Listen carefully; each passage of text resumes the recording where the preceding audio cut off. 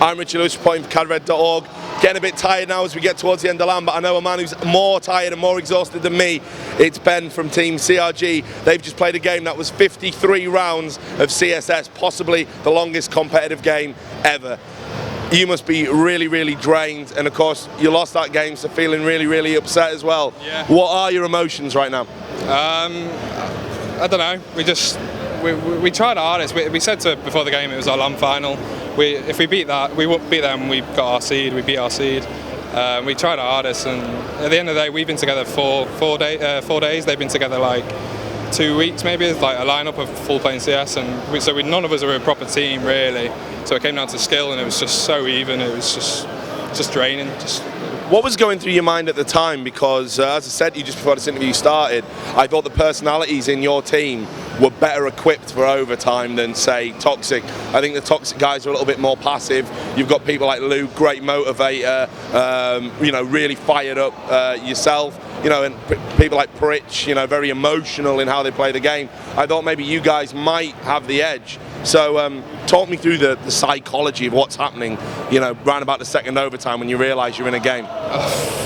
It was just, you felt like it was down to you. You felt like, we sort of felt the pressure because it was just getting ridiculous. You'd win one half of overtime, then you'd lose the next, and it just carried on going and going, and your mind is like just nowhere. You just can't think at all. There's just so many silly mistakes by both teams in about the fifth overtime. It was like watching a public game by the end of it. It was just draining, and never want to do it again.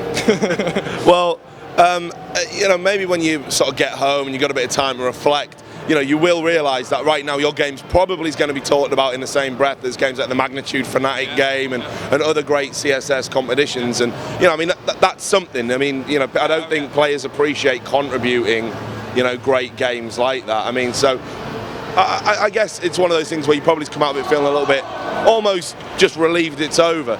Yeah, it was an amazing game. Like, everyone that's come up to us said it was like one of the best games that they've seen like this year and all that sort of stuff. But being in it is a lot different. You obviously know that you're doing a good show and all that sort of stuff, but it meant a lot to us, and to put that much effort in, and it was like 2.5 hours of CS for one map, and just at the end of it you lose, and you just. But we know we did well. Like we can't feel ashamed by what we did. So. Well, you made your seed. Is that for you a good LAN? Are you happy with that? Because again, we talked before the event. There was a few question marks about whether you guys would be here at all. Yeah, there was. Well, Copenhagen, everyone knows about Copenhagen. It was a weird LAN for every team. Like, we were so bad, so bad, and we just needed a change. And before the LAN, everyone was arguing, and then Chris comes up and says he's leaving, and then Luke comes in, and we got a good seed, 4th seed, best seed apart from the French team, so we were happy with that. And yeah, we've met our seed, so we can't not be happy. But if we'd have beaten them, they're Toxic, I'm fairly certain we would have gone on to beat TT, because I don't think they're anywhere near as organised as they should be. Yeah. They've got good aimers, like you've seen that Scream thing on Cadred. It's ridiculous. Absolutely ridiculous. But they're nowhere near as organised as Very Games or anyone like that. So we were confident going into the TT game. If we got there, we would have done well. But we didn't, so we're happy. We are happy. Do you see yourself and your team as the guys that are repping the UK? Do you see yourself as the number one, or do you think maybe Mouse Sports and kind of MTW are above you? Mouse Sports are above us. There's no question. MCW, there's lineup changes, and no one knows who it's going to be. There's all rumours about X, Y, and Z. You never know, but they're not a UK team. They've got 2 UK players, 3 with Will, 3 UK players. I just think we're nearly there, not quite, but we're nearly there. So, what do you make of the other LAN and how everyone's been performing? There's been a few flops and a few people expected where you thought they would be. First of all, what are your thoughts on Crystal Serve? I think it was a bit of a ridiculous decision obviously Webb is amazing, he's an amazing player, but I think it's a bit stupid to take a non-French player. Webber was saying that one of them can't speak English, and he plays on a site with one of them, with that guy that can't speak English. So if you're playing on a site with someone that can't speak English, then you're never gonna do well. You don't think then, because I understand the importance of communication in terms of inter-team politics, but in the heat of the moment, I mean, is it important? I don't know if the communication thing's maybe a little bit of an excuse on their behalf. I don't know. What would I know? I'm not a player, right? No, I know what you mean exactly. A lot of people say when they lose just from playing aim or playing skill, they always say, "Oh, we were bad as a team" and all that sort of stuff. Crystal Silver, when we played them, weren't that good at all. Webber was the only one doing anything, and I think online they don't unstoppable. Yeah, but online they are really good. They beat us all the time in PCWs. It's only PCW, but still. Yeah, exactly. So I don't know. And what about the other French teams? Obviously, TT Dragons and Very Games. You know, I mean, I am looking at those rosters and they're amazing on paper, but they don't feel to be at the same level they were maybe 6 months ago.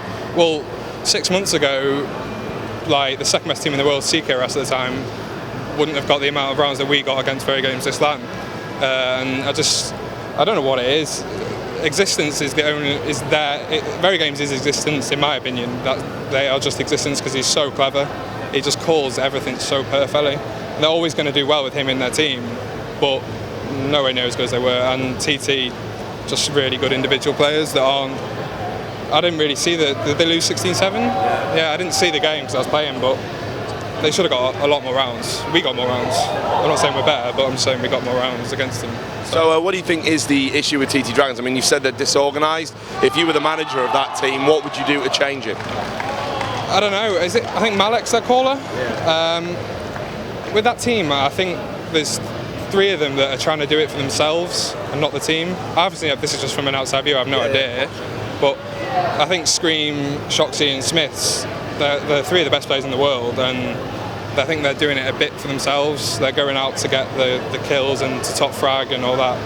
But I don't know, they're saying that they could go around and have a really good game and beat Very Games now. They've got the potential. Well, how do you call it then? Let's talk about how do you call the rest of the tournament? Very Games 16-6, 1 map. They only need 1 map, but like I just said, there is the chance that TT could cause an upset, but I don't see it. No. All right, so sort of final thoughts. What have you made of i45? Kind of the CSS scene in general, because we had this massive lift with Copenhagen Games, and then I know it almost feels to me like we've been brought back down to earth with a little bit of a bump because you know a lot of teams didn't come that said they were going to, and I don't know. It's felt a little bit flat. I've got to be honest. It's felt a little bit flat. Yeah, it's not been the best LAN, to be honest. It's the amount of teams. There's 5 good teams here, and last I-Series there was, I can't remember, loads of good teams. And the UK teams that have come, apart from us and Rasta and Toxic, I thought VYE were going to do quite well, and I thought Blight were going to do a lot better than people expected. I think they thought it as well with VYE. Yeah, exactly. VYE. Yeah. I play League of Legends with them, so I know them all quite well. But I think they could have done a lot better. Like, do you know Pulse, the player? Yeah, I remember him when he was playing in a team with Release, RTL Servers, FUK. I remember that. And he had a 3 in his name. Yeah. Copied me, but yeah, I don't know. It was an alright LAN. It wasn't the best. No. So what's future holding for you guys then? Where are you going to be next? I mean, obviously next LAN for me is going to be the Blast in Denmark. It's a bit small, so I don't think I'll see you out there. What have you got planned? There's talks of 30p, but that's not been announced, has it? So we want to go to another European LAN because it was so much fun. And the one thing we learned about that LAN that we went to is Get a hotel. About that, yeah. We sat on beanbags for 5 days, which wasn't a good idea. Played 80 hours in 5 days, and that's one thing we're going to do next European LAN is just not do that, just chill before the LAN. So yeah, a European LAN, hopefully.